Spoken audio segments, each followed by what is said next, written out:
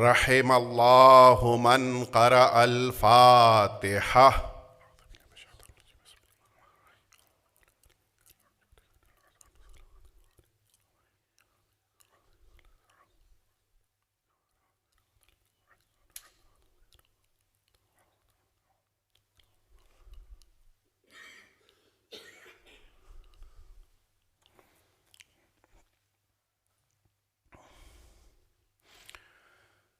لا حول ولا قوة الا باللہ العلی العظیم۔ حسبنا اللہ ونعم الوکیل، نعم المولا ونعم النصیر۔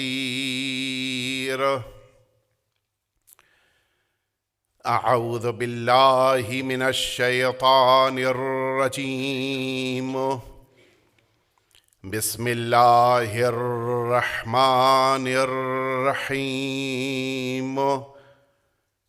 الحمد للہ الذی لا یبلغ مدحتہ القائلون ولا یحصی نعماءہ العادون ولا یؤدی حق المجتہدون، ثم الصلاة والسلام والتحیۃ والإکرام علی سید الانبیاء والمرسلین، سیدنا و مولانا ابی القاسم محمد۔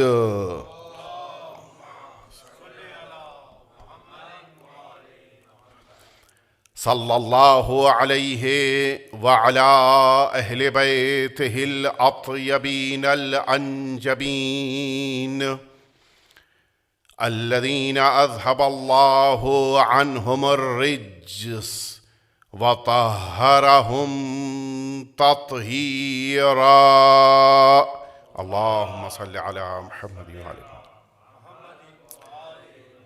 لا سیما الامام المبین، بقیت اللہ فی الارضین، ارواحنا و ارواح العالمین لتراب مقدمہ الفداء، واللعنۃ الدائمۃ الباقیہ علی اعدائہم اجمعین، اما بعد، فقد قال اللہ الحکیم فی کتابہ المبین، وَلِلَّهِ مُلْكُ السَّمَاوَاتِ وَالْأَرْضِ يَخْلُقُ مَا يَشَاءُ وَيَهِبُ لِمَن يَشَاءُ إِنَاثًا وَيَهِبُ لِمَن يَشَاءُ الذُّكُورَ۔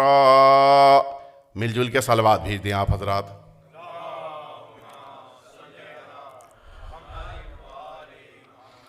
اذان محترم،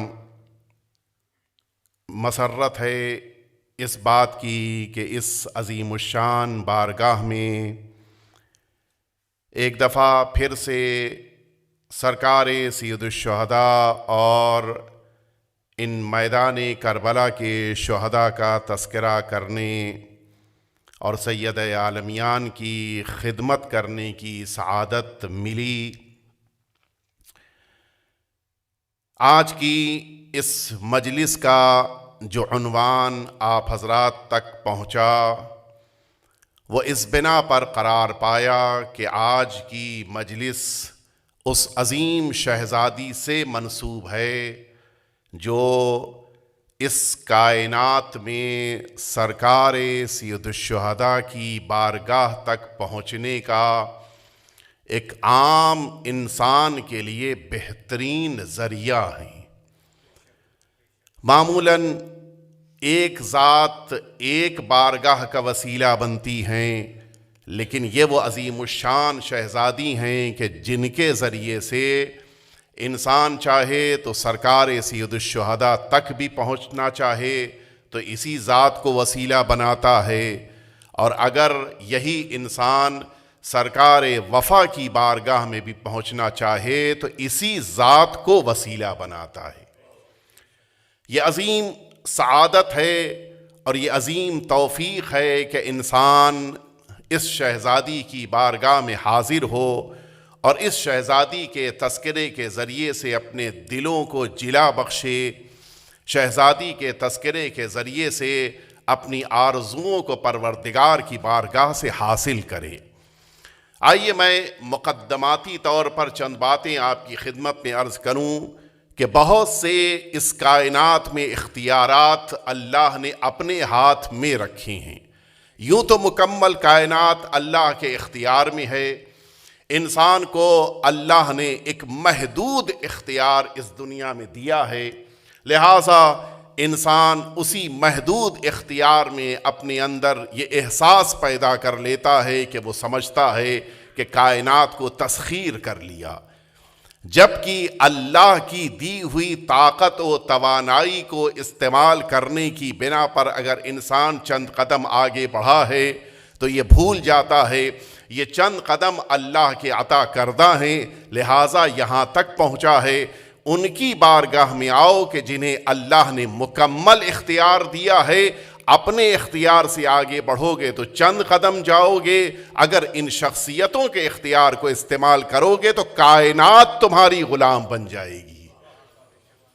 لہٰذا انسان کو اللہ کی بارگاہ میں سر تسلیم کو خم کرنا چاہیے۔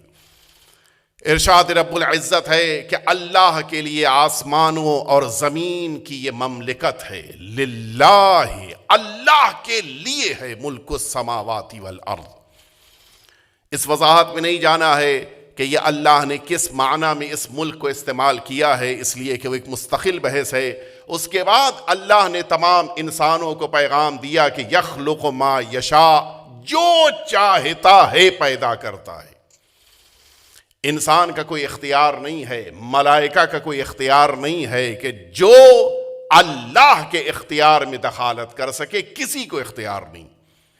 یہب لمن یشاء، جس کو چاہتا ہے وہ اولاد کی شکل میں بیٹی دیتا ہے، وَيَهِبُ لِمَن يَشَاءُ، اور جسے چاہتا ہے اولاد کی شکل میں بیٹا عطا کرتا ہے۔ دنیا میں کسی کا اختیار نہیں ہے۔ آپ بڑے سے بڑے میڈیکل سائنس کے ایکسپرٹ کے پاس چلے جائیے، میں چاہتا ہوں کہ یہ ماں کے شکم میں موجود اولاد کو اپنے حساب سے قرار دوں، ممکن نہیں ہے۔ کسی انسان کو یہ اختیار اللہ نے نہیں دیا ہے۔ اگر بیٹا ہے تو بیٹی نہیں بنا سکتا، بیٹی ہے تو بیٹا قرار نہیں دے سکتا۔ اور ایک آیے شریفہ اسی قرآن مجید میں اللہ نے قرار دی کہ جس کے لیے مفسرین نے لکھا کہ یہ آیے شریفہ آج تک انسانوں کو یہ نہیں سمجھ میں آ رہا ہے کہ اس آیے شریفہ کے ذریعے سے اللہ نے بیٹیوں کی عظمت کو واضح کیا ہے یا بیٹوں کی عظمت کو۔ ایک آیت، وہ کون سی آیت ہے؟ قرآن مجید کہہ رہا ہے جناب مریم جس موقع کے اوپر اللہ کی بارگاہ میں آئی ہیں اور دعا کر رہی ہیں، جناب زکریا دعا فرما رہے ہیں، اس موقع کے اوپر اس خانوادے کی دعا کا ایک فقرہ ہے۔ قرآن مجید کہہ رہا ہے کہ لیس الذکر کالانثی، لڑکا اے میرے پروردگار کبھی بھی لڑکیوں کے جیسا نہیں ہو سکتا۔ اس آیے شریفہ سے آج تک یہ نہیں واضح ہو سکا کہ قرآن مجید کی نگاہ میں لڑکوں کی عظمت زیادہ ہے یا بیٹیوں کی عظمت زیادہ ہے، اس لیے کہ قرآن نے کہا کہ لڑکے بیٹیوں کے جیسے نہیں ہو سکتے۔ اس کے معنی ہے جو درجہ اللہ نے بیٹیوں کو دیا ہے وہاں تک بیٹے نہیں پہنچ سکتے، اور جو درجہ اللہ نے بیٹوں کو دیا ہے وہ لڑکیوں سے مختلف ہے۔ دونوں اللہ کی بارگاہ میں مختلف درجہ رکھتے ہیں، اور چونکہ موضوع بیٹیاں ہیں لہٰذا میں بڑے ہی ادب و احترام کے ساتھ ان جوانوں سے بسط ادب یہ بات کہوں گا۔ اس کے یہ معنی نہیں ہے کہ ایک پہلو واضح ہو جائے تو دوسرے پہلو کے بارے میں آپ کے ذہن میں یا دل میں کوئی تصور پیدا ہو، نہیں، مسئلہ یہ نہیں ہے۔ مسئلہ یہ ہے کہ دنیا نے جتنا زیادہ بیٹیوں کی عظمت کو گھٹایا، اسلام اور قرآن نے اتنا ہی بیٹیوں کی عظمت کو بڑھایا ہے۔ یہ دونوں چیزیں بالکل مقابل میں ہیں.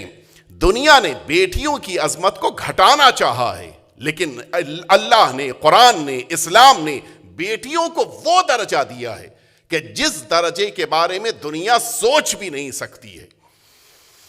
آپ جانتے ہیں یہ نمازیں، یہ روزے انسان پہ کب فرض ہوتے ہیں؟ جب انسان بالغ ہو جائے. نہیں، صرف بالغ ہونا ضروری نہیں ہے، بالغ ہونے کے ساتھ ساتھ عاقل بھی ہو جائے، یہ ضروری ہے. بالغ ہو اور عاقل ہو. ایک نوجوان کہ جب اس کو اللہ کی بارگاہ میں نمازوں کو واجب شکل میں پڑھنا ہے، اس کی کتنی عمر قرار دی گئی ہے؟ 15 سال. یعنی اللہ کی نگاہ میں یہی جوان ہے جو 15 سال کی عمر میں عاقل بنتا ہے کہ وہ اللہ کا عبادت گزار بنے. اور اسی پروردگار کی نگاہ میں یہی بیٹیاں 9 سال کی عمر میں بالغ ہونے کے ساتھ عاقل ہو جاتی ہیں کہ وہ اللہ کی عبادت کریں. آپ ناز کیجئے اللہ کی اس مخلوق پر کہ جسے پروردگار نے لڑکوں سے 6 سال پہلے عاقل بنا دیا ہے. یہ بہت بڑی بات ہے. وہ دسترخوان کے جو سجایا جائے اور دسترخوان کے سجانے کے بعد دروازے پہ کھڑا ہوا میزبان یہ اعلان کرے کہ نہیں آپ آ سکتے ہیں، آپ نہیں آ سکتے، آپ آئیے، آپ نہیں آ سکتے. جو آ رہے ہیں ان کو نصیب اپنا محسوس ہو رہا ہے، جو نہیں آ پا رہے ہیں ان کے دل پہ کیا گزر رہی. کیوں؟ اس لیے کہ تمہارے اندر یہ لیاقت نہیں ہے کہ اس دسترخوان پہ ابھی بیٹھو، واپس جاؤ، 6 سال کے بعد آنا اس دسترخوان پر بیٹھنا. اللہ نے اپنی عبادتوں کا دسترخوان سجایا، اس دسترخوان پر بیٹیوں کو پہلے بٹھایا، بیٹوں سے کہا کہ 6 سال کے بعد آنا. یعنی یہ عظمت ہے نگاہ پروردگار میں ان بیٹیوں کی کہ تمہیں ہم لڑکوں سے پہلے اپنی عبادتوں کے لائق قرار دے رہے ہیں. ایک دفعہ مل جل کے صلوات بھیج دیں آپ حضرات. نگاہ پروردگار میں عظمت یہ ہے ان بیٹیوں کی. اور اسی لیے اب میں اس حدیث تک آپ کو لے کر چلوں کہ جو واقعاً دنیا والوں تک نہیں پہنچ پائی، اور اسی بنا پر بعض ذہنوں میں یہ احساس، یہ تصور کہ پھر ان بیٹیوں کے ساتھ معاذ اللہ اسلام نے ناانصافی کی ہے. یہ غلط تصور ہے، چونکہ انہیں نہیں پتا ہے، ان کو یہ بات معلوم نہیں ہے کہ اسلام نے بیٹیوں سے متعلق کیا فضیلتیں بیان کی ہیں، لہٰذا یہ ذہنوں میں تصور پیدا ہوا. آئیے میں حضور ختمی مرتبہ حضرت محمد مصطفیٰ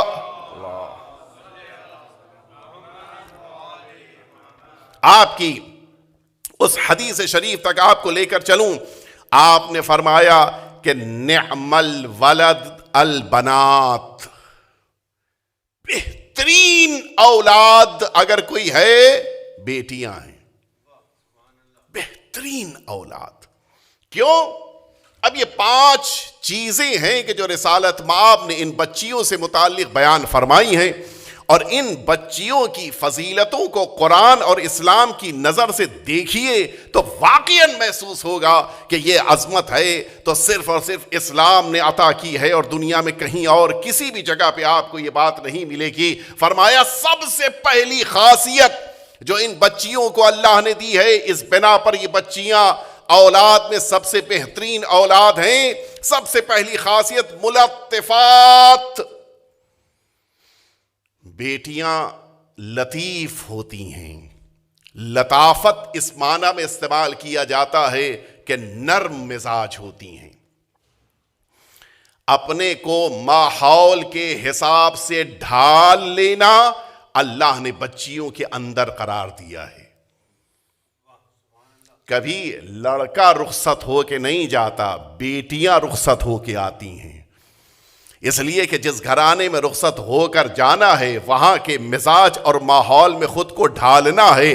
لڑکوں کو پروردگار نے ایسا نہیں بنایا کہ وہ اپنے ماحول کے مطابق مزاج کو بدل سکیں. بچیوں کا مزاج ایسا رکھا ہے وہ ایک کلچر کو چھوڑ کے دوسرے کلچر میں، ایک ماحول کو چھوڑ کے دوسرے ماحول میں، ایک خاندان کو چھوڑ کے دوسرے خاندان میں، حتیٰ ایک زبان کو چھوڑ کے دوسری زبان میں، ایک گھرانے کو چھوڑ کے دوسرے گھرانے میں آتی ہیں اور اتنی جلدی اپنے کو اس ماحول میں ڈھال لیتی ہیں. لڑکے سوچتے رہ جاتے ہیں، لڑکیاں خود کو ڈھال لے جاتی ہیں. دنیا میں کہیں نہیں ملے گا. یہ صرف اللہ نے ان بیٹیوں کے اندر یہ جذبہ رکھا ہے. اور اسی بنا پہ آپ دیکھیے جلدی سے کسی بھی ماحول کو ایڈاپٹ کرنا یہ بچیوں کی خاصیت ہے. اللہ نے یہ انفرادیت بچیوں کے اندر رکھی ہے. بتایا دوسری خاصیت مجہزات، خدمت کا جذبہ اللہ نے بیٹیوں کے اندر رکھا ہے. آپ حضرات میں سے بھی بہت سے ایسے برادران ہوں گے کہ جن کے گھروں میں بیٹیاں موجود ہیں.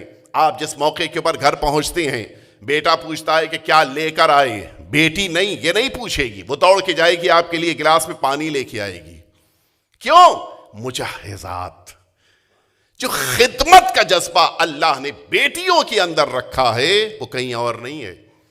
کپڑا آپ کا گندا ہو گیا، بیٹا یہ تو کر سکتا ہے کہ لے جا کر آپ کا کپڑا اس جگہ پہ رکھ دے جہاں کے اوپر صاف کرنا ہے، لیکن دھوئے گا کون؟ واشنگ مشین میں کون ڈال رہا ہے؟ واشنگ مشین سے نکال کے کون پھیلا رہا ہے؟ پریس کون کر رہا ہے؟ بیٹیاں کر رہی ہیں. مجہزات. اور یہی وہ جذبہ ہے کہ جس جذبے نے بہت سارے اوقات شوہروں کو تو نیک نہیں بنایا، لیکن بیویوں کو، ان خواتین کو اللہ رب العزت نے اسی جذبے کی بنا پر نیک زوجہ بنا دیا. مجاہزات، خدمت کا جذبہ ہے. اپنے والد کی خدمت کرنا، اپنے شوہر کی خدمت کرنا، حتیٰ اپنے بچوں کے لیے خود قربانیاں دینا. گھر میں چھوٹا سا بچہ 6 ماہ کا رو رہا ہو، شوہر یہ اس بچے کا باپ ہے، وہ یہ کہے کہ کروٹ بدل کے سو جاتا ہے کہ ارلی مارننگ مجھے آفس جانا ہے. بچے کے لیے جاگ کر خدمت کر کے اسے زندگی دیتی ہے. باپ یہ کہہ کے کروٹ بدل کے سو گیا کہ مجھ کو کل صبح میں کام ہے. ماں نے اپنے کاموں کا بھی خیال رکھا، اپنی نیند کو بھی قربان کیا. کیوں؟ اس لیے کہ اللہ نے مجہزات بنایا ہے.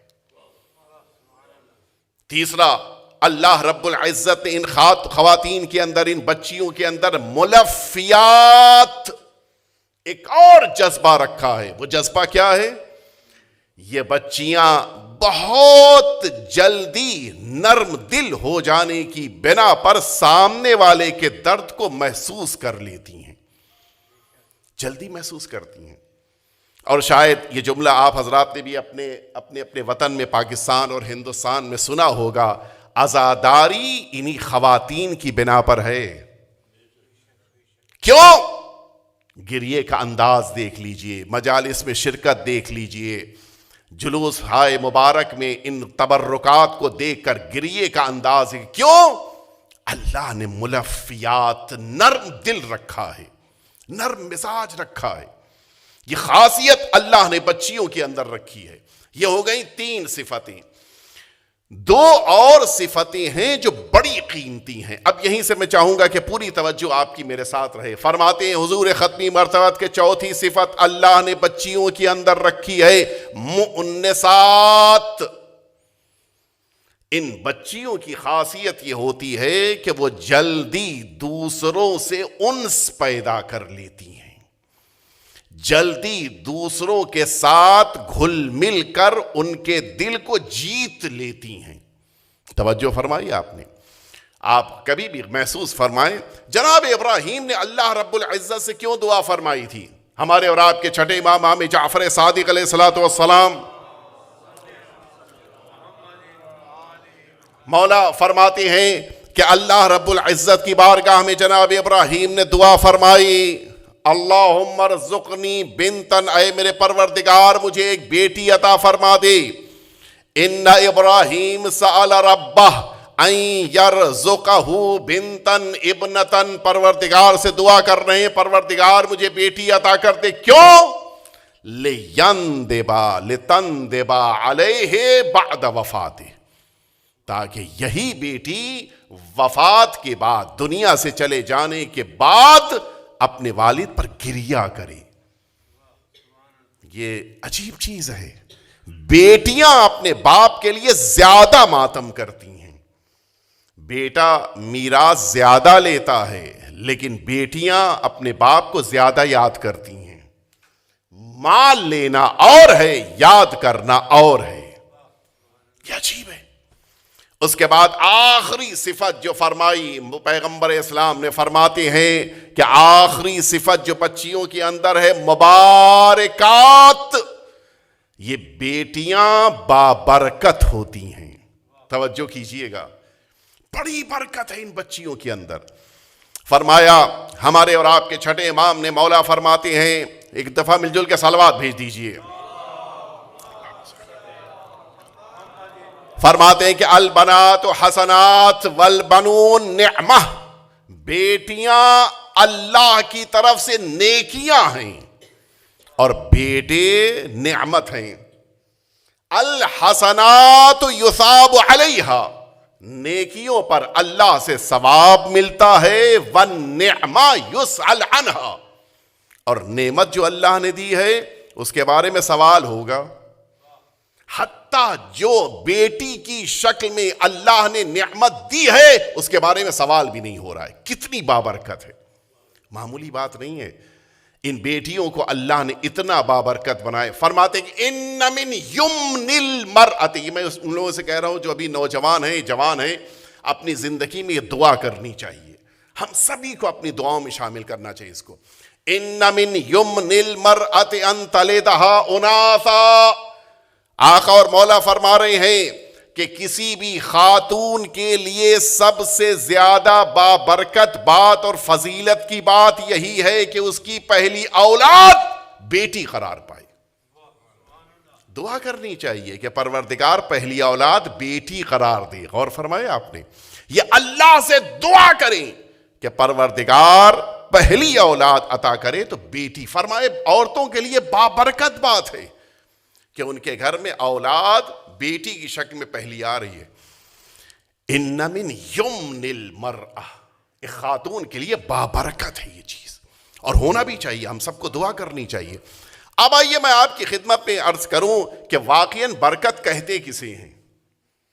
اللہ نے پیغمبر اسلام کو ایک بیٹی دی، اور آج دنیا کے کسی بھی گوشے میں چلے جائیے، جتنے بھی آپ کو افراد ملیں گے ان میں تقریباً آدھے یا آدھے سے کچھ کم ایسے ملیں گے کہ جن کے لیے کہا جائے گا کہ یہ اولاد رسول ہیں۔ یہ ہے برکت۔ ایک بیٹی اللہ نے عطا فرمائی اور اس بیٹی کو اتنا بابرکت بنا دیا کہ کائنات کے گوشے گوشے تک اگر پیغمبر کی نسل پہنچے گی اسی ایک بیٹی کے ذریعے پہنچے گی۔ یہ معمولی بات نہیں ہے، یہ ہے اصل برکت۔ اللہ نے یہ سلسلہ اس طرح سے برقرار کیا۔ دشمنوں کے پاس نہ جانے کتنے لڑکے تھے، آج کوئی نام لینے والا نہیں ہے۔ نہ جانے دشمنوں تو دشمن کی بات ہے، خود اصحاب پیغمبر میں کتنے افراد تھے جن کی کتنی نسلیں رہی ہوں گی دنیا میں، لیکن آج کہیں تذکرہ نہیں ہے۔ ذکر ہے تو اولاد پیغمبر کا، کیوں؟ اسی برکت کی بنا پہ۔ اور معمولی بات نہیں، اگر یہی برکت دیکھنا ہے، اللہ نے پیغمبر کو بیٹے دیے لیکن واپس لے لیے، بیٹی دیا تو اس کائنات میں کچھ اس انداز میں دیا کہ وہ اکلوتی بیٹی کائنات میں نسل پیغمبر کی ضامن بن گئی۔ سرکار امیر المؤمنین کو اللہ رب العزت نے متعدد بیٹے دیے، جن بیٹوں کے درمیان تو دو ایسے عظیم بیٹے ہیں کہ جو کائنات جن کی مثال نہیں پیش کر سکتی۔ آپ واقف ہیں سرکار امیر المؤمنین کے بیٹوں میں ایک بیٹا وہ ہے کہ جو امام اور اس کے ساتھ ساتھ جوانوں کا، جنت کے جوانوں کا سردار، اور یہی صفت دوسرے کی بھی ہے، امام بھی ہیں، جنت کے جوانوں کے سردار بھی ہیں۔ کوئی معمولی درجہ نہیں ہے ان دو شخصیتوں کا، سرکار امام حسن، سرکار امام حسین۔ لیکن اس کے باوجود برکت کسے کہتے ہیں؟ لیکن اس کے باوجود اللہ رب العزت نے اگر امیر المؤمنین کے لیے زینت کسی کو بنایا تو اس بیٹی کو جس کا نام زینب ہے۔ یہ ہے برکت۔ سرکار سید الشہداء کی اولاد جناب علی اکبر معمولی شخصیت نہیں ہے، جناب علی اصغر کوئی معمولی بیٹے نہیں ہیں، خود امام سجاد علیہ الصلوۃ والسلام باعظمت امام ہیں، کوئی معمولی امام نہیں، کوئی عام امام نہیں، اللہ کے بنائے ہوئے حجت پروردگار۔ لیکن اگر سرکار سید الشہداء کے دل کا کوئی سکون ہے تو وہ بیٹی ہے جس کا نام ہی سکینہ رکھا ہے۔ یہ ہے عظمت، یہ ہے برکت۔ سرکار رسالت مآب کی بیٹی ہیں کہ جو خدمتوں کی بنا پہ اپنے باپ کی ماں بن جائیں۔ سرکار امیر المؤمنین کی بیٹی ہیں کہ جو امیر المؤمنین کی زینت قرار پائیں۔ سرکار سید الشہداء کی بیٹی ہیں کہ جو اپنے والد کے لیے سکون کا ذریعہ بن جائیں۔ یہ ہے اسلام کی نگاہ میں عظمت۔ اور اسی لیے اگر آپ غور فرمائیں، ائمہ اطہار میں جتنے بھی ائمہ اطہار ہیں، سرکار سید الشہداء سے پہلے امام حسن سے لے کر اور 8ویں امام تک سارے اماموں کو جو ٹائٹل ملا ہے، کیا ملا ہے؟ ابن رسول اللہ۔ ہر حتیٰ ظالم دشمن بھی آپ کو کیا کہہ کے خطاب کرتا تھا؟ یبن رسول اللہ، اے رسول اللہ کے بیٹے۔ یہی سارے افراد نے ساری روایتوں میں لکھا ہے۔ 8ویں امام کے بعد سلسلہ تبدیل ہوا اور بقیہ سارے ائمہ اطہار کو ابن الرضا کہا گیا ہے۔ سارے ائمہ اطہار کو، حتیٰ بقیہ قومیں بھی ابن الرضا کہتی تھی، حتیٰ 10ویں امام کو، 11ویں امام کو بھی ابن الرضا کہا گیا ہے۔ اس کی اپنی وجہ ہے، اور اگر کل مجھے موقع ملا تو میں عرض کروں گا کہ کیا وجہ ہے کہ بقیہ ائمہ اطہار کو یہ درجہ اس عنوان سے کہ ابن الرضا کہا گیا، اور اس کی بنا پہ ایک شبہ جو ذہنوں میں پیدا اس کو بھی زائل کرنا ہے۔ اگر مجھے موقع مل گیا کل عرض کروں گا، لیکن سارے ائمہ اطہار کو پکارا گیا تو یبن رسول اللہ کہہ کر پکارا گیا ہے۔ اسلام نے جتنی عظمت بیٹی کو دی ہے کائنات میں کہیں نہیں ملے گی۔ دنیا کے ہر قبیلے میں، دنیا کی ہر قوم میں، دنیا کے ہر علاقے میں نسل بیٹوں کے ذریعے سے آگے بڑھتی ہے، لیکن نگاہ پروردگار میں بیٹی کا درجہ اتنا زیادہ ہے کہ اب نسل پیغمبر آگے بڑھے گی اور ہر ایک کو ابن رسول اللہ کہا جائے گا تو اسی کو کہا جائے گا جو رسول کی بیٹی کی اولاد شمار کیا جائے گا۔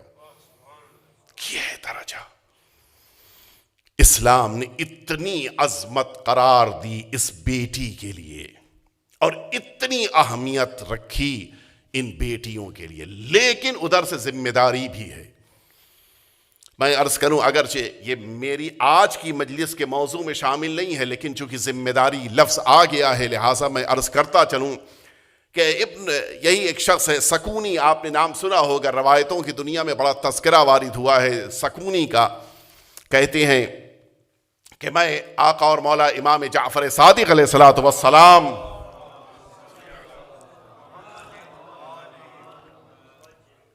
البتہ یہ جو روایت ہے معمولاً میں ان دنوں میں جب ایام عزائے جناب سید دو عالمیان ہو اس موقع پر پڑھتا ہوں، اور یہ مصائب سے پہلے پڑھی جاتی ہے روایت، لیکن آج میں اس لیے پڑھ رہا ہوں تاکہ ہم سب کو اپنی ذمہ داری کا احساس پیدا ہو جائے۔ سکونی کہتے ہیں کہ میں بیٹھا تھا اپنے مولا کی خدمت میں، اور میں، ظاہر ہے کہ یہ اہل بیت اطہار کی انفرادیت ہے، دنیا میں یہ کہیں آپ کو نہیں ملے گا۔ سکونی کہتے ہیں کہ میں بیٹھا تھا، بقیہ صاحب بیٹھے ہیں، اور جب امام نے مجھ کو دیکھا تو کہا سکونی مالی اراک حسینہ، کیا ہو گیا تمہیں؟ میں غمزدہ پا رہا ہوں تمہیں۔ سکونی نے کہا کہ مولا میں اپنے گھر کو اس عالم میں چھوڑ کے آیا ہوں کہ میرے گھر میں دایا نے مجھ سے آ کر بتایا کہ میرے گھر میں بیٹی پیدا ہوئی ہے۔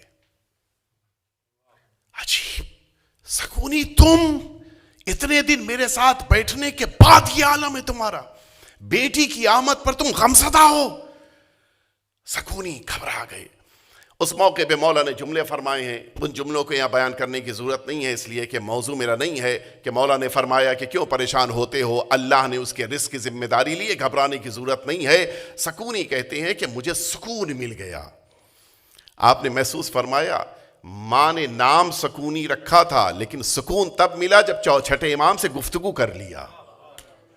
معصوم کا اصل کردار یہی ہے کہ بھٹکے ہوئے دلوں کو، گھبرائے ہوئے دلوں کو، مضطرب دلوں کو سکون عطا کرتی ہیں۔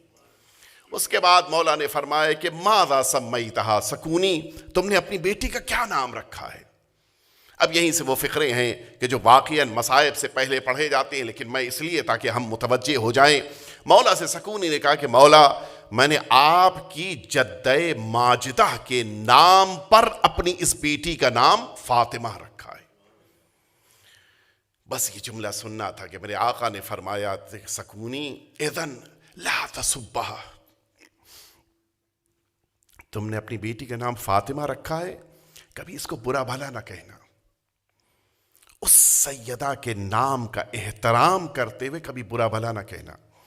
اس کے بعد اگلا جملہ ہے واقعی بڑی قیامت کا ہے، مولا فرماتے ولا تضربھا، اپنی بیٹی کو مارنا نہیں۔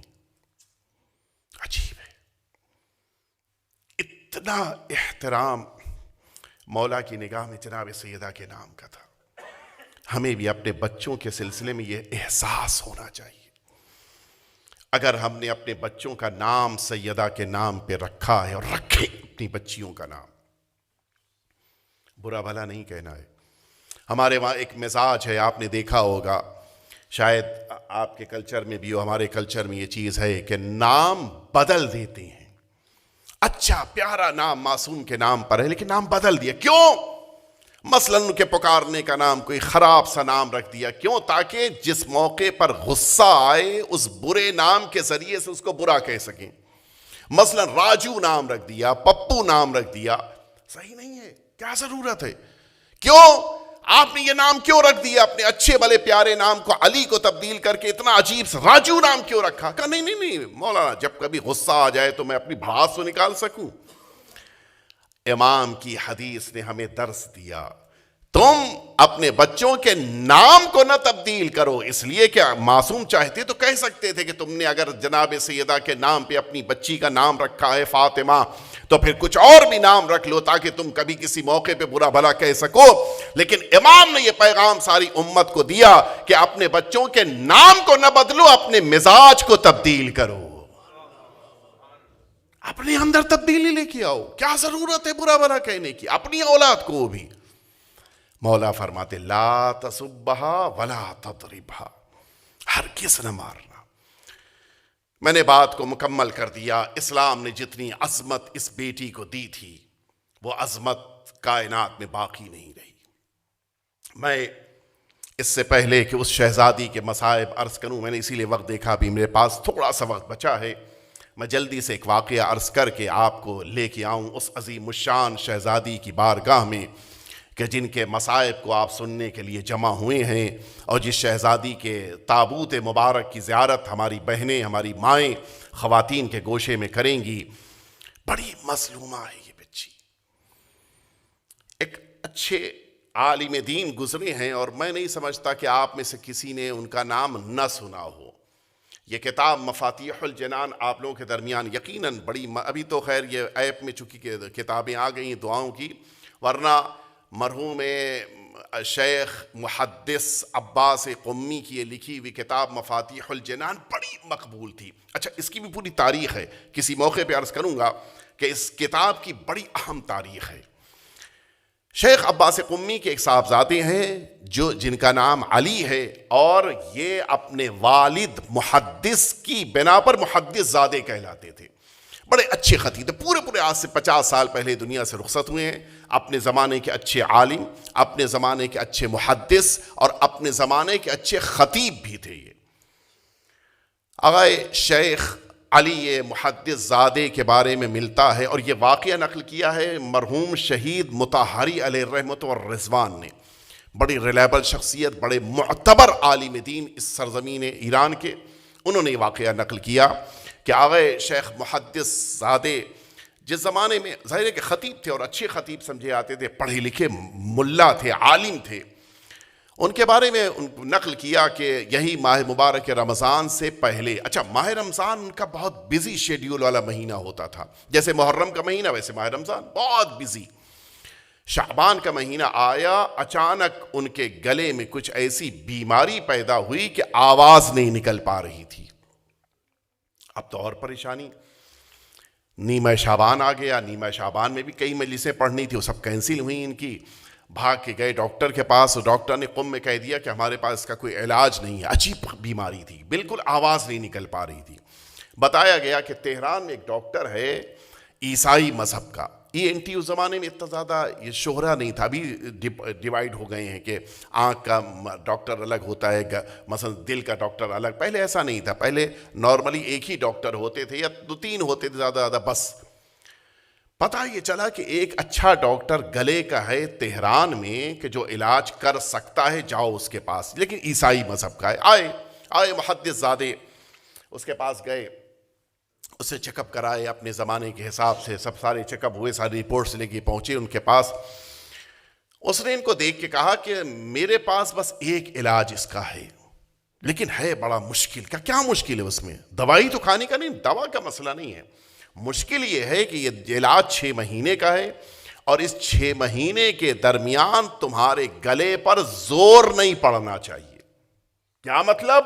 کہ 6 مہینے تمہیں بات نہیں کرنی ہے، پھر کہ جو کچھ بھی ہے تم کو اب لکھ کر دینا ہوگا۔ وائف سے کچھ کہنا ہے کہ پانی چاہیے تو لکھ کر دو، جو کچھ بھی اشارہ کرو یا لکھ کر دو۔ انہوں نے کہا ڈاکٹر صاحب میں علاج چھوڑ، یہ ہوتی ہے معرفت انسان کی، عالم اس کو کہتی ہیں کہ ڈاکٹر صاحب میں علاج چھوڑ سکتا ہوں، لیکن صبح اور مغرب عشاء کی 2 رکعت نماز جو بلند آواز سے پڑھنا ہے اس کو نہیں چھوڑ سکتا۔ عجیب ہے، ڈاکٹر منع کر رہا ہے کہ نہیں وہ نہیں چھوڑوں گا، آپ کہیے بالکل چپ رہوں گا، لیکن وہ 3 نمازیں کہ ٹھیک ہے، بس اتنی اجازت ہے کہ یہ نماز تم پڑھ لینا، بس اس کے علاوہ بولنا نہیں۔ کہا ٹھیک ہے، اب میں علاج کرنے کے لیے تیار ہوں۔ لیکن ظاہر ہے کہ جس انسان کا ایک بہترین مشغلہ خطابت ہو، لوگوں کے درمیان پیغام اہل بیت کو پہنچانا ہو، وہ شخصیت اگر خاموش ہو تو کیسے کیسے مسئلے۔ اچھا فون آ رہے ہیں، لوگ فون تو زمانے میں نہیں ہوتے تھے، لوگ آ رہے ہیں، پوچھ رہے ہیں، دریافت کرنے، کوئی جواب ہی نہیں دے پا رہے ہیں۔ زوجہ جا کے سمجھا رہی ہے، بیٹا جا کے سمجھا رہا ہے، کہ عجیب کیفیت، اپنی بات بھی کہنی ہے زوجہ سے یا اپنے بچوں سے تو لکھ کر دینا پڑ رہا ہے یا اشارے کر رہے ہیں، کہ عجیب حالت تھی۔ جیسے تیسے کر کے یہ شعبان کا مہینہ تو ختم ہوا، لیکن اب جیسے ہی ماہ رمضان آیا، اب سارے وعدے شعبان کے تو کینسل کر دیے، اب ماہ رمضان میں کیا کریں؟ ہمت نہیں ہو رہی ہے کہ بیوی سے کہیں کہ بھئی تم خبر کر دو کہ ہم نہیں آ پائیں گے۔ دھیرے دھیرے وہ تاریخیں جو امیر المؤمنین سے متعلق تھیں، شبوں کی تاریخیں جن کو آپ کہتے ہیں، یہی شبہائے قدر کی تاریخیں کہ جن میں امیر المؤمنین کا سوگ منایا جاتا ہے۔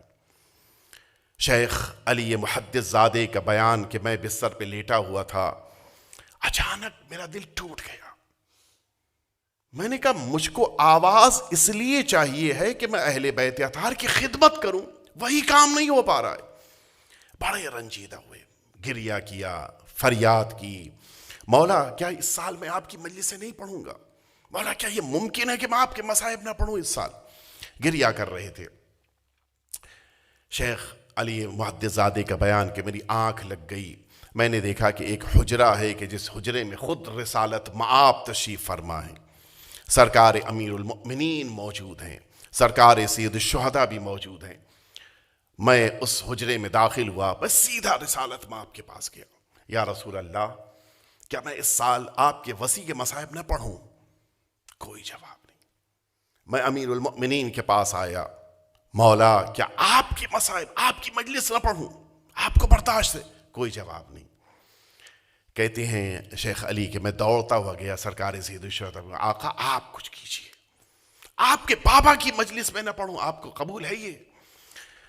کہتے ہیں کہ مولا حسین نے فرمایا، شیخ علی کہتے ہیں کہ مجھ سے مولا نے فرمایا کہ جاؤ، اگر چاہتے ہو کہ تمہیں شفا مل جائے تو تم اپنے بہنوئی سے، آغا طباطبائی نام تھا، اپنے بہنوئی سے کہو کہ آ کر جناب سکینہ کے مصائب پڑھے، اور اس مصیبت کے دوران تم دعا کرنا، اللہ تمہاری دعا قبول کرے گا۔ آپ خوش نصیب ہیں، شہزادی کی مجلس میں آ کر بیٹھے ہیں، آپ کو یہ اللہ نے سعادت دی ہے کہ جناب سکینہ کے لیے فرش عذاب بچھا تو آپ آ کر بیٹھے۔ یہ کوئی معمولی توفیق نہیں ہے اللہ کی طرف سے، دلوں سے دعا کیجیے گا۔ آج کہتے ہیں میں بھاگ کے گیا، بغل کے ہی حجرے میں مجھے میرے بہنوئی آغا طباطبائی مل گئے، میں نے ان سے کہا کہ چلو چل کے جناب سکینہ کے مصائب پڑھ دو۔ وہ آئے، ہمت، وہ بھی اچھے ذاکر تھے، اچھے عالم تھے، وہ آئے، لیکن اب جیسے ہی حجرے میں قدم رکھا اور ان 3 نورانی شخصیتوں کو دیکھا پیچھے ہٹ گیا، نہیں میں نہیں پڑھوں گا، کون ان کے سامنے پڑھ سکتا ہے؟ کس کے اندر ہمت ہے کہ معصوم کے سامنے کوئی مصائب کا ذکر کرے؟ وہ واپس چلے گئے۔ میں پھر آیا آقا حسین کے پاس کہ مولا وہ تو راضی نہیں ہو رہے ہیں، آپ لوگ کے سامنے ان کے لیے بولنے کی ہمت نہیں ہے۔ مولا حسین نے کہا کہ میں حکم دے رہا ہوں کہ مصائب پڑھیں۔ میں گیا دوڑ کے لے کے آیا علامہ طباطبائی کو، آغا طباطبائی کو لے کے آیا۔ آغا طباطبائی یہ الگ ہیں علامہ طباطبائی سے، علامہ طباطبائی جو صاحب المیزان ہے وہ الگ شخصیت ہیں، یہ الگ ہیں۔ آغا طباطبائی آئے، انہوں نے مصائب پڑھنے کے بجائے، اب ظاہر ہے کہ ایسے موقع پہ انسان اپنی کوئی بات کہے تو اس میں گھبراہٹ ہوتی ہے، ڈر لگتا ہے۔ اس زمانے کے ایک بڑے اچھے شاعر گزرے، آج بھی باحیات ہیں، آج بھی ایران میں باحیات ہیں، 74-75 سال عمر ہو چکی ہے۔ آغائے علی انسانی کاشانی، اگر آپ نیٹ پہ تلاش کیجئے گا ان کے اشعار مل جائیں گے آپ کو۔ انہوں نے اپنی 16 سال کی عمر سے ہی مرثیے اور نوحے کہنے شروع کر دیے تھے، اور 28 سال کی عمر تک بالکل شہرت کی بلندی پہ پہنچ چکے تھے۔ علی انسانی کاشانی بڑے مشہور شاعر، ابھی بھی ایران میں ہیں، ابھی تو کافی ضعیف العمر ہو چکے ہیں، لیکن ابھی بھی اس زمانے میں ان کا ایک مرثیہ تھا جناب سکینہ سے متعلق، بڑی شہرت تھی، تقریباً وہ 25-26 سال کی عمر میں انہوں نے کہا تھا اور بڑی شہرت ہوئی تھی۔ آغا طباطبائی نے سوچا کہ میں کچھ پڑھوں، میں مصائب کا ذکر کروں، اس سے بہتر ہے کہ علی انسانی کے اس مرثیے کو میں یہاں پر پڑھ دوں۔ علی انسانی کہ اس مرثیے کو پڑھنا شروع کیا، جس میں ممدوح کی زبانی یعنی جس کی انسان تعریف کر رہا ہو وہ خود اپنی زبان سے اپنے بارے میں بیان کریں۔ جناب سکینہ کا وہ مرثیہ ہے کہ جس میں وہ امام حسین سے گفتگو کر رہی ہیں، جس موقع کے اوپر سرکار سید الشہداء کا سر مبارک ملا، تو مرثیے کا انداز یہ ہے کہ جناب سکینہ اپنے بابا سے کیا گفتگو کر رہی ہیں، وہ پورا مرثیہ ہے، بڑا دردناک مرثیہ ہے۔ علی انسانی کا وہ مرثیہ پڑھنا شروع کیا، کہتے ہیں آغا علی محدث زادے جو ابھی بیٹھے ہیں شفا کے لیے، کہ میں نے دیکھا کہ عجیب عالم ہو گیا، رسول اللہ رو رہے ہیں، امیر المؤمنین کریا کر رہے ہیں، خود امام حسین کریا کر رہے تھے، عجیب کیفیت تھی۔ کہ ایک شعر تک اب جو پہنچے ہمارے بہنوئی آغا طباطبائی، تو اب اتنا گریا ہوا کہ اس ایک شعر سے آگے نہیں بڑھ پا رہے تھے، بار بار اسی کو پڑھے جا رہے تھے، اور امام حسین کا عالم یہ تھا کہ اس کو دہرا رہے تھے اور روئے جا رہے تھے، گریا کر رہے تھے۔ کہ میرا تو عالم یہ تھا کہ میں تقریباً ایسا لگ رہا تھا کہ خواب میں بھی بے ہوش ہو جاؤں گا۔ اچانک میری زوجہ نے آ کر مجھے پورے زور کے ساتھ ہلا کر مجھے جگایا۔ میں وہ شعر پڑھوں گا، کیا شعر پڑھ رہے تھے، میں گھبرا کے اٹھا، میں نے کیوں اٹھا دیا مجھے؟ کہا تم اس بری طرح خواب میں رو رہے، کیا ہو گیا تھا تمہیں؟ کہا وائے مصیبت، میں تو امام حسین کی بزم میں بیٹھا تھا، تم نے مجھے واپس بلا لیا۔ اور یہ کہتے کہتے اب جو انہوں نے اپنی زوجہ سے بات کہی، زوجہ نے کہا تم بولے کیسے، تم پہ تو پابندی تھی۔ کہ تمہیں نہیں پتا ہے، اس بزم میں جناب سکینہ کے تذکرے نے مجھے میری آواز واپس کر دی۔ آج جناب سکینہ کا تذکرہ ہو رہا ہے، آج شہزادی کا ماتم کرنے کے لیے آپ جمع ہوئے ہیں۔ وہ مظلومہ جو سرزمین شام میں مظلومیت کے ساتھ شہید کی گئی، اس کی مصیبت کو آپ سنیں گے۔ سرکار سید الشہداء اس شعر کو بار بار دہراتے جا رہے تھے اور گریہ کر رہے تھے۔ علی انسانی کا وہ شعر آپ سنیں گے، جناب علی انسانی کہتے ہیں کہ بابا جس موقع کے اوپر مجھے وہ دشمن آ کے تماچے لگا رہا تھا، بابا اس موقع کے اوپر عالم یہ تھا کہ دستے عدو بزرگ ترس رخسار منس، اے بابا دشمن جو مجھے تماچے لگا رہے تھے تو اس موقع کے اوپر دشمن کا ہاتھ بڑا تھا اور میرا چہرہ چھوٹا تھا۔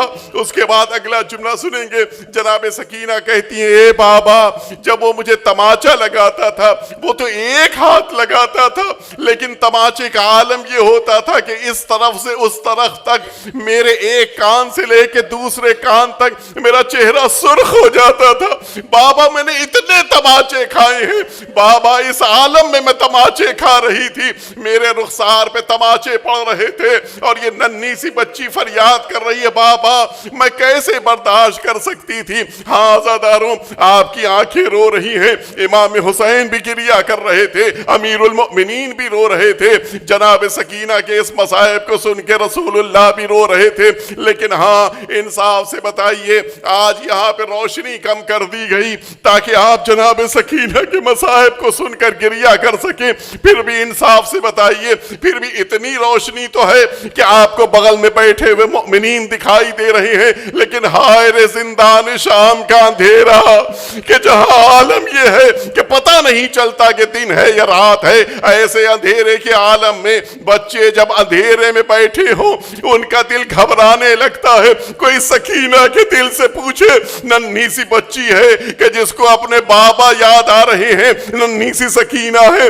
کہ جس کو بابا کا سینہ یاد آ رہا ہے، اندھیرے کا عالم ہے، بچی نے گریہ شروع کیا اور اب اس بچے کی گریہ کے ساتھ ساتھ پھوپھی بھی رو رہی ہے، ماں بھی رو رہی ہے، ایک عجیب کیفیت ہے، زندان شام میں ہر طرف اندھیرا، اندھیرے میں گریہ کی آوازیں بلند ہو رہی ہیں۔ ادھر جب حاکم تک یہ خبر پہنچی، حاکم نے کہا اچھا اجازت دی جاتی ہے حسین کا سر بچی کے حوالے کر دیا جائے۔ عزاداروں سن سکو گے، آپ نے بھی دیکھا ہوگا عاشور کے دن جب امام حسین کا تابوت مبارک برآمد ہوتا ہے، ہم برداشت نہیں کر پاتے ہیں، ہم دیکھ نہیں پاتے ہیں۔ میں نے نہ جانے کتنے مؤمنین کو امام حسین کا تابوت دیکھ کے بے ہوش ہوتے دیکھا ہے۔ انصاف سے بتائیں، جب شبیہ تابوت کی حالت ہے تو خود اگر حسین کا سر مل جائے، اگر آقا حسین کا سر کسی کو مل جائے اس کا کیا عالم ہوگا؟ ہائے رے یتیمہ، اب جو سکینہ کو بابا کا سر ملا، اپنی آغوش میں سر حسین کو رکھا، ہمیشہ حسین کے سینے پہ سکینہ کا سر ہوتا تھا، آج سکینہ کی آغوش میں حسین کا سر ہے۔ اے بابا، آپ کے بعد اس یتیمہ نے بڑی مظلومیت کے ساتھ بڑے ظلم سہے ہیں، اے بابا میرے کانوں سے ابھی بھی خون بہ رہا ہے، اے بابا میرے رخسار پہ ابھی بھی ان تماچوں کے نشان موجود ہیں، اے بابا میری پشت کے اوپر تازیانوں کے نشان ہیں، اے بابا مجھے کربلا سے کوفہ، کوفے سے شام اونٹ کی پیٹھ کے اوپر باندھ کے لٹایا گیا تھا، اے بابا سکینہ کے جسم کے اوپر رسیوں کے نشان ہیں۔ یہ بچی گفتگو کر رہی ہے، اچانک اس بچی کی آواز تھم گئی، نہ جانے باپ اور بیٹی میں کیا معاہدہ تھا، اچانک اب جو سکینہ نے اپنا سر بابا کے سر پہ رکھا، سکینہ تو چپ ہو گئی، پھوپھی آگے بڑھی، ماں آگے بڑھی، بھائی آگے بڑھا، لیکن عجیب منظر ہے، ننھی سی بچی دنیا سے جا چکی ہے، آگے بڑھے، ننھی سی بچی کے سر سے سر کو ہٹایا، امام حسین کا سر جدا کیا گیا، لیکن ہاں عزاداروں آپ اب امام سجاد کی اس مصیبت کو محسوس کریں، امام سجاد کے مصائب کا عالم کیا ہے۔ آپ نے بہت سارے موقعوں پہ قبرستان میں دیکھا ہوگا، کسی عزیز کا جنازہ اٹھائے ہوئے کسی رشتہ دار کو دیکھا ہوگا، لیکن کبھی نہ دیکھا ہوگا جو جنازہ اٹھائے ہو اس کے ہاتھوں میں رسن بندھی ہو، آپ نے نہ دیکھا ہوگا جس نے جنازہ اٹھایا ہے اس کے پیروں میں زنجیر پڑی ہے۔ ہائے رے سید سجاد کا امتحان، شام میں امام امتحان دے رہے ہیں، شاید امام حسین کا رخ کر کے کربلا کی طرف رخ کر کے کہا ہو، اے بابا علی اصغر کا جنازہ اٹھانے کے بعد آپ کے قدم رک گئے تھے، لیکن آئیے سجاد کو دیکھیے، یہ سجاد سکینہ کا جنازہ لے کے آگے بڑھ رہا ہے، کیسے سپرد لحد کرے گا؟ اے بابا سجاد کی مدد کیجئے، آگے بڑھے، ایک لحد تیار ملی، اب جو اس لحد میں سجاد نے آگے بڑھ کے دیکھا، دو ہاتھ نمودار ہوئے، اے بیٹا میری امانت کو میرے حوالے کر دو۔ سید سجاد اپنے بابا کے ہاتھوں میں سکینہ کو دینے کے بعد آواز دیتے ہیں، اے بابا یہ بچی بہت پیاسی ہے، اسے حوض کوثر سے سیراب کر دیجئے گا۔ یہ کہہ کے سپرد لحد کیا، قبر کو بند کیا، قبر کے اوپر جتنا ممکن تھا مٹی ڈالا، لیکن بس آخری جملہ زدارو، جب دفن کر لیا جاتا ہے تو قبر کے اوپر پانی ڈالا جاتا ہے۔ ہائے رے سجاد کی مظلومیت، قبر پہ بیٹھ کے آنسو بہا رہے ہیں۔ اے سکینہ، تمہارے بھائی کے پاس اتنا پانی تو نہیں ہے لیکن اشکوں کے جام حاضر۔